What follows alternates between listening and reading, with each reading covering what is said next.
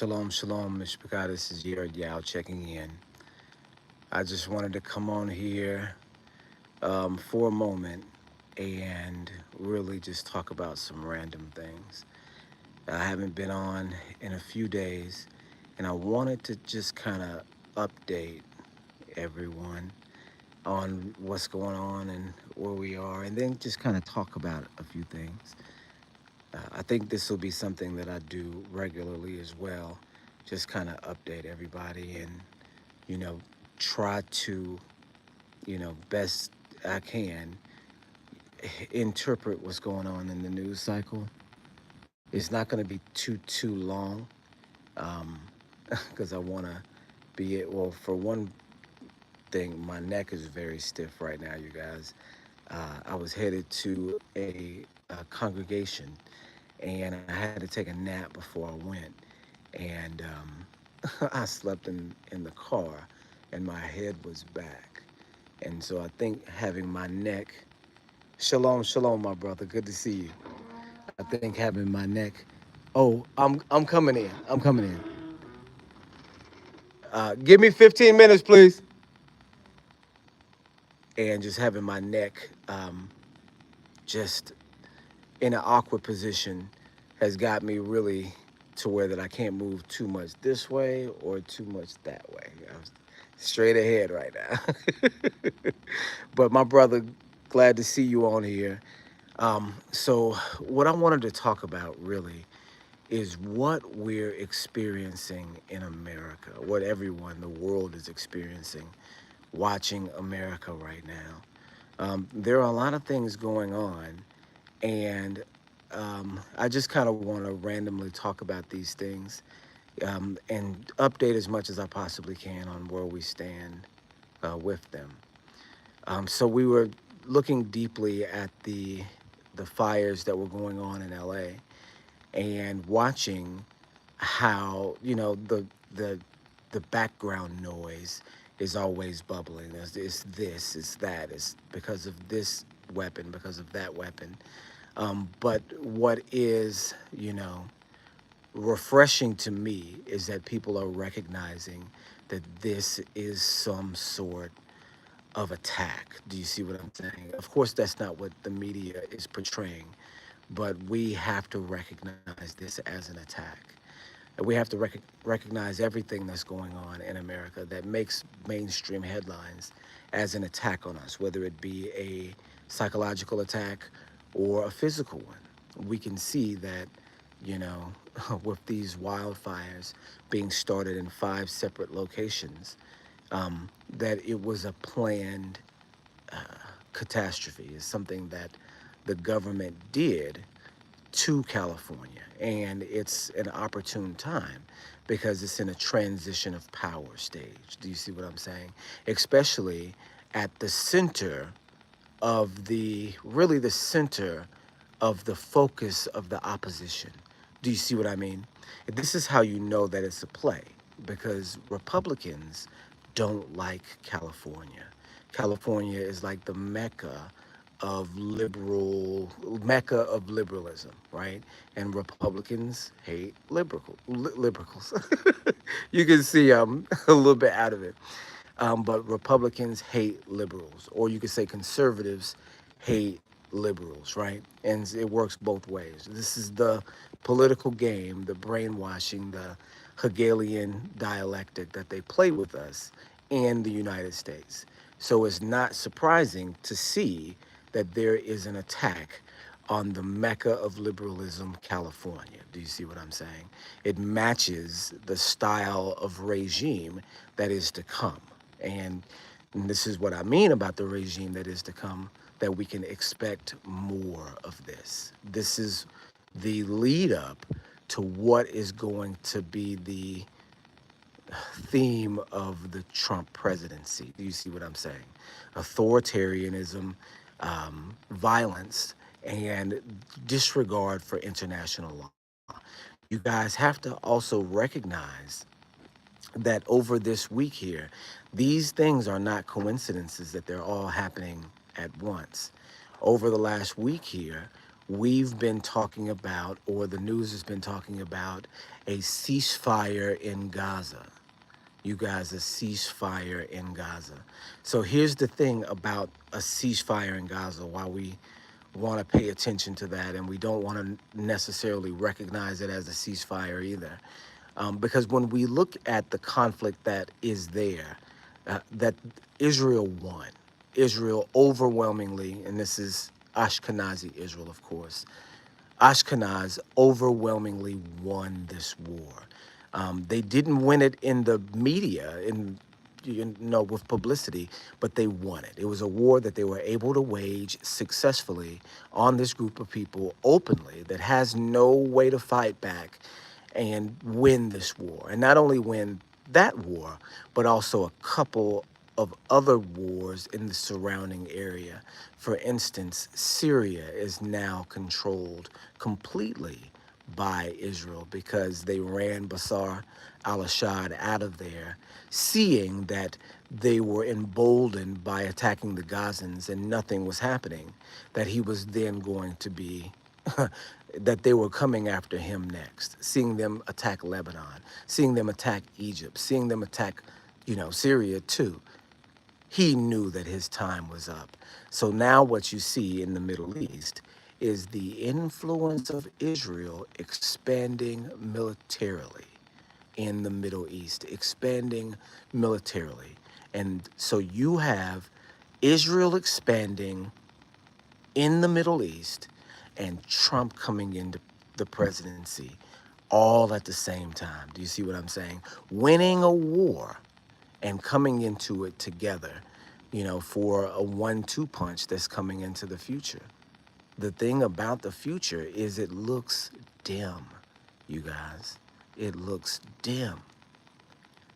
The thing about being in Africa out here is that we really don't have to worry about terrorism, about terrorist attacks. We understand, that this is a third world country and things could happen, anything could happen. Do you understand what I mean? But what we don't understand about America is that everything is happening already. The things that we fear are already happening in America. We just don't know that that's what's happening. We don't know that we're under attack by our government all the time. Literally all the time. The food we eat, the programming that we consume, the legislation that we endure are against us. They seem like they're putting into the, and they're put into the media as if they're good things, but they're designed to appear good, and they're actually things that are against us. Now, when you maneuver through this system, there are ways to use the things that are designed against you for your benefit, because some of the benefits that they give to other people, they won't be able to exclude from you. Do you see what I'm saying? As long as you know how to utilize them, right? But you won't be able to dodge against the poisons, and you won't be able to dodge against the programming. The reason why you won't be able to dodge against the programming is because everyone else is programmed, you guys. Everyone else is already watching. And so if you're the only one not watching, if you're the only one not affected, that's good for you, but it doesn't protect you from everybody else, right? Well, you have to recognize that everyone is psychologically programmed to an agenda.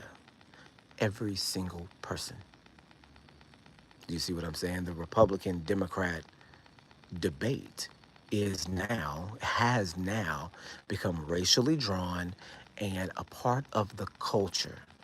It's a religion, you guys, and people tend to fight for their religions, especially when you have in the White House a messianic figure, a figure that has already had deaths for him to be there. I mean, public deaths, right? With January 6th, you had 6 people actually die we know what it was. It was a fabricated riot that real people attended. Do you see what I'm saying? It was a fabricated riot that real people came to. They pumped the whole thing up and allowed it to happen. They opened the doors and all of these different things so that they could play both sides. Do you see what I mean?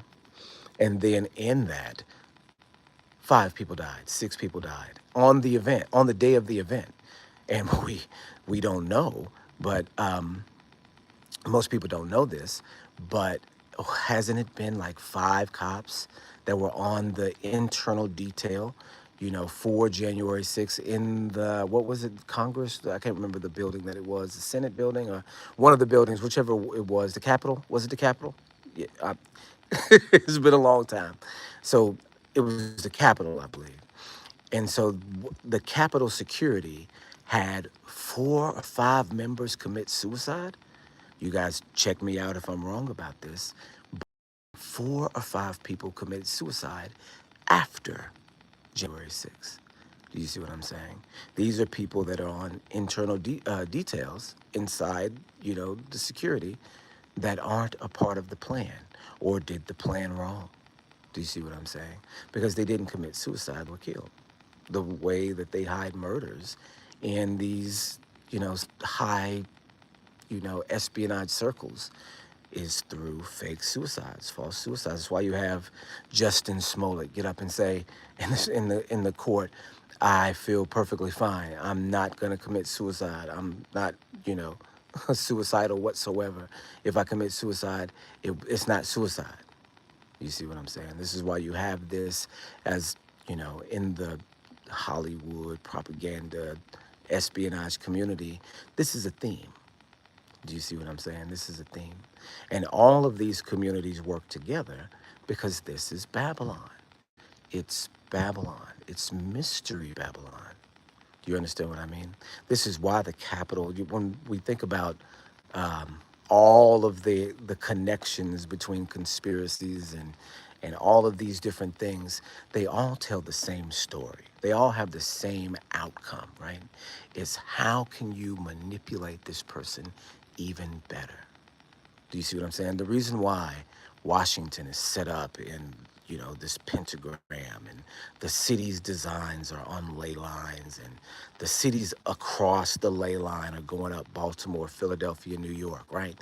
All of these different major cities on these ley lines, the reason why is because they're charged with this satanic energy in order to not just imprison people in a physical way, but more so in a spiritual way, more so in a mental way. And, whatever earthly powers that these connections and conjunctions can conjure, they are conjuring them. And it is working. Do you see what I'm saying? It is working because they're plays, and they're plays that if you pull one string on it, the whole thing unravels. But people are so, enamored by the play, enamored by the story behind the play, they don't even think to pull the string. Or if they pull the string, they tug it, and this thing falls apart, and they see it fall apart, and then walk right away and continue believing the same thing. Right? I've experienced people look at the lie and continue to believe it right in front of me. Like, okay, this, I see that, I get it, 100%. This is true, but I still believe what the news tells me about it. Do you see what I'm saying? So the more powerful, the stronger propaganda is what what America produces. This is what our our issue is in America. And this is why we can't stay there, because if we don't even recognize how powerful it is until we're out of it, until we literally get out of it. This is why the scripture says, "Come out of her, my people," that you don't experience her sins or her plagues, right? Come out of her, my people. Do you see what I'm saying? It can't be talking about anybody else. Do you see what I mean? It can't be, for one, because in 90 AD, when, okay, let's see. It says, "I see the programming in my own family and my friends. I am the only one seeking to know and understand the times.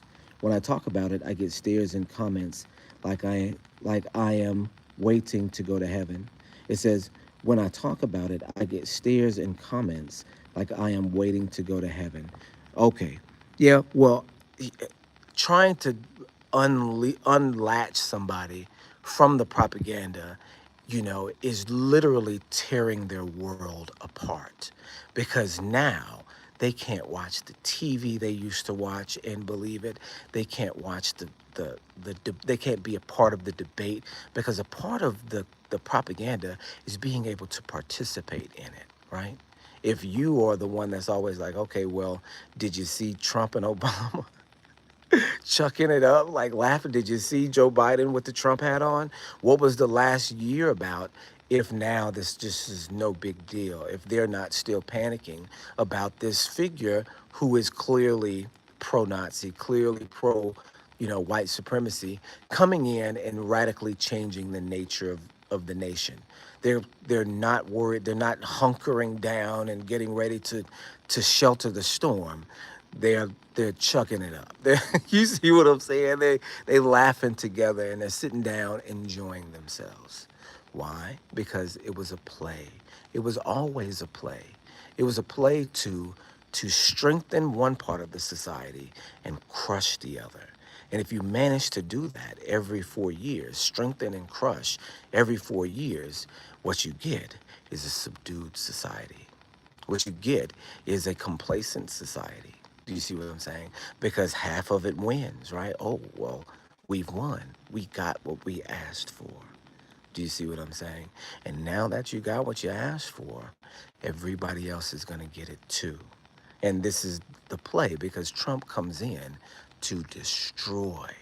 He comes in to destroy. It's not a game that before, it's not a game when Trump was in office before that millions of people died. Do you understand what I'm saying? When Trump was in office before, millions of people died. That's not to say that Biden didn't wage his own wars and continue the programs that caused the people. And we know what that is: the bioweapon and the other bioweapon, the dual bioweapon system that they unleashed upon the world. We know that Biden continued that war and was successful in it too, but it was implemented and created under Trump, you guys. And so they needed a powerful figure in order to promote both things, both bioweapons, right?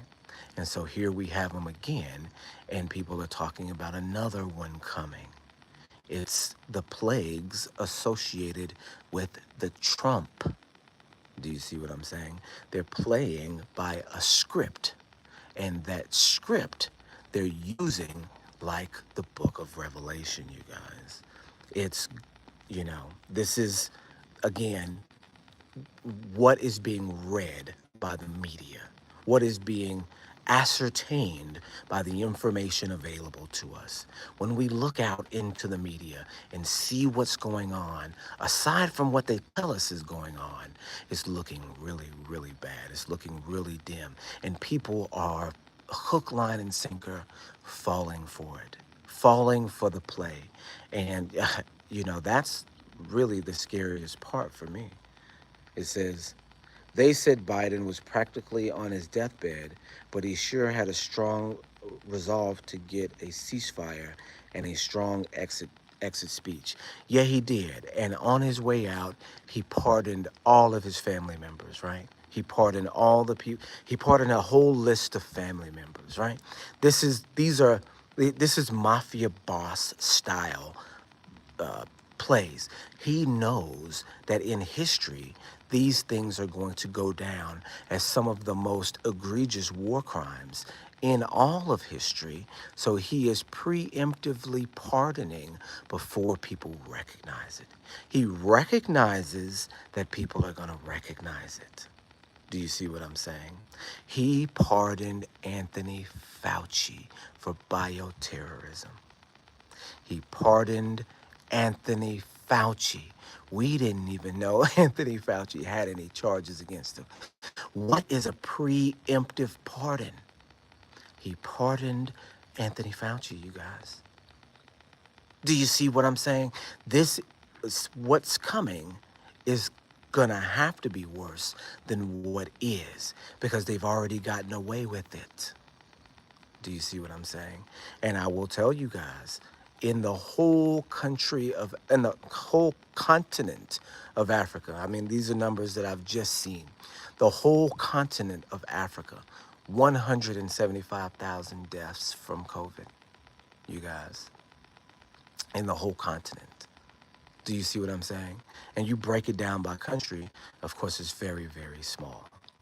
And you, when you look at North America, when you look at Europe, you're talking numbers in the millions that don't even match the population of Africa. Do you see what I'm saying?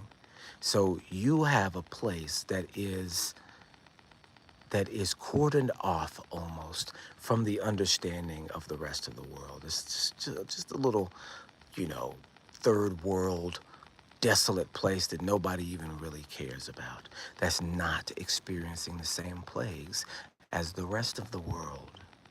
I had a person ask me one time, so, so how was COVID for you guys out there? And I told them non existent. In Africa out here, we didn't have the plague that you guys had. It just wasn't there. Do you see what I'm saying?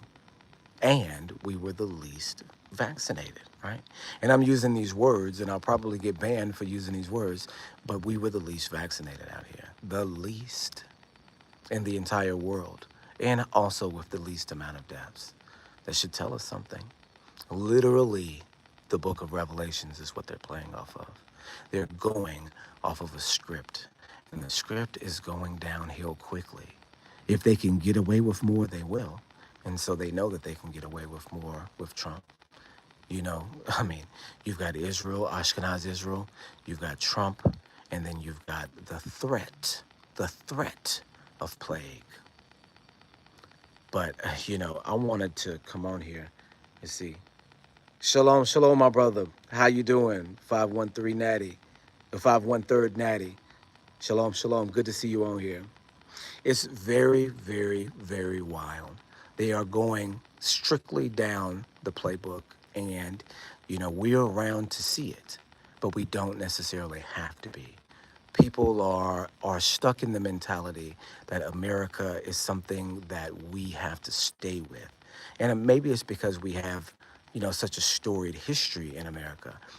But that history should also tell us that there has to be a change. How long do you continue to put up with the type of programming, the type of oppression that we're experiencing in this country?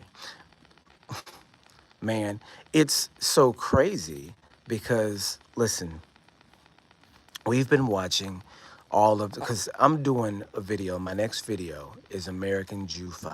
I'm doing a couple videos right now. But my next video, or one of my next videos, is American Jew 5. And American Jew 5 is going to be all about COINTELPRO and the programs that they have in place for the community to spy on us and to gather information in order to destroy us. And this is the literal job of the FBI, to surveil the black community and to insert agents into the black community in order to manipulate us. And this is what we see going on all the way up until right now, and just in many, many, many different fashions. Like, this is why we see the King Vons. This is why we see the NBA young boys. This is why we see the Julio Fulios out here, because these are all plants, and they're plants to portray an image, and that image is the murder of young black messiahs, you guys. That's the thing. They're murdering the black messiahs. That's what they're doing, and that's what they set up the plan to do. And so I'm looking, I'm scrolling through YouTube looking for these concepts. And I see a blogger, right? We talk about the bloggers being snitches, like Vlad News being, what is it? Vlad TV being a snitch, and clearly an open snitch. And we have to talk about it in the terms that it's presented to us in, even though we look at it and say, okay, well, this is the world. This is what the world does, and the world's going to go its way. You can't say that even, because this is the plan for the world. We have to know what's going on in our community. And so we have to follow these things. We have to not be ignorant of the devices of the devil. And so we see the people like Vlad TV out there, and they're interviewing people about their life of crime. So they're taking notes on the community literally in front of us. They're doing what what Judah and the Black Messiah was about right in front of us. You see what I'm saying? And people are just going for it, just hook, line, and sinker. I saw a video from a blogger, and this is an old Chicago blogger, right? That has documented one side of the gang war for about 10 years, right? And so I see a video come out recently, and maybe you guys have seen this, maybe not. But he put out a video, he put this out himself, of him on the phone with an FBI agent. And the FBI agent is just talking to him and giving him compliments and doing all, and asking him a bunch of questions about what's going on in the community, letting him know that he's a smooth talker and that he's able to get into places where he couldn't and then the blogger's like, oh, well, this is a family, I wouldn't do anything. But he's entertaining the conversation because he knows he's being filmed. He knows that he wants to film, or it's on film. And then it's edited. So I'm looking at this and I'm thinking, I'll be doggone if this isn't the same thing as the William O'Neill interview. You guys have seen the William O'Neill interview. It's the one that Judah and the Black Messiah was based off of. It's the same thing, except very public and very open. Do you see what I'm saying? This is why the society is this way, because it's a weapon. We've been weaponized against ourselves. And that's what's happening in the community to the entire new generation. It's becoming radicalized. Do you see what I'm saying? That's why we can't be there, because we don't want to partake of that plague either. It is a plague on the next generation. If we have young kids, they will not be able to avoid NBA young boys. Do you see what I'm saying? Julio Fulios that are being brainwashed in the community and that are being inserted into all places where your children will be. Do you see what I'm saying? You don't want them to end up on either side of that pistol. Does that mean we give up on the community? No. We live in an era where you can talk to anybody you want, anytime you want. They can be reached out and touched via whatever social media program is your specialty, right? So you're not leaving anybody behind. What you're doing is you're leaving the influence behind, because the streets are still the streets. But right now, the streets are mainstream news. Do you see what I'm saying? And it's not going to stop. It's going to get worse than it is now. It's going to get worse because this generation is worse than the last. The last was worse than the one before. The one before that was worse, or the generation before was worse, or not as worse as this one. Even the crack generation spawned the gangster generation, the jail generation. And so we always look back at the crack generation as being the worst of the worst, and it was really, really bad. But you have to understand that the generation after that was the gangster generation, was the prison generation, designed by Joe Biden and Bill Clinton. You see what I'm saying? What's Trump got designed for us right now? What is being implemented as we speak? What do you miss if you leave? What do you miss? So I guess that's all I got. Let's see. I guess that's all I got. I just wanted to come on here really quickly. I was only supposed to be 15 minutes. I wanted to just talk about some of these things that are going on. Today was ML King Day, and they're literally on ML King Day inaugurating an openly Nazi president. So you can see where the future is going. I think Alabama and Mississippi also allow it to be called Robert E. Lee Day instead of ML King Day. Do you see what I'm saying? You see the direction that the country is going in, you guys. So, I think it's time. I think it's time for just not me, it's not this family, but everybody. And see if we can't do something different. Not even trying to hide it. This is the thing. Not trying to hide it. And that's dangerous for everybody, because that means nobody's going to hide anymore. That means all the people that were hiding are able to come out now. You see what I'm saying? And that's not something that we want to deal with. So if anybody has any questions, all of this is prophetic. We understand that through Revelation 18 that there's going to come a point in time where Babylon is going to be intolerable, right? And this has happened more than once. We know that it happened in Spain, Portugal, 600 years ago. We know that it happened in Rome 600, 700, 800 years before that. And this is with directly our people. We know that it happened in Jerusalem, 450 years before that. So, come out of her, my people, is a recurring command. Do you see what I'm saying? So if nobody has any questions, I'm going to go ahead and shut it down. I want to be able to come on at some point in time and just sit and kind of ramble and answer questions and talk about whatever you guys want to talk about. I can't do that right now because I've got to go back inside. My wife is waiting on me on the inside there. So I don't want to keep her waiting too long.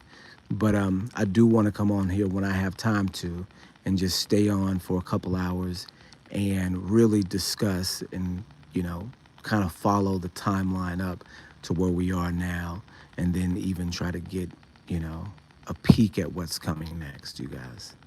All right, so if nobody has any questions, shalom, shalom. Shalom, shalom, my brother. I appreciate these thoughts and conversations. Thank you. Thank you for hanging out. And I really appreciate you too, my brother. Both of you guys. Shalom, shalom.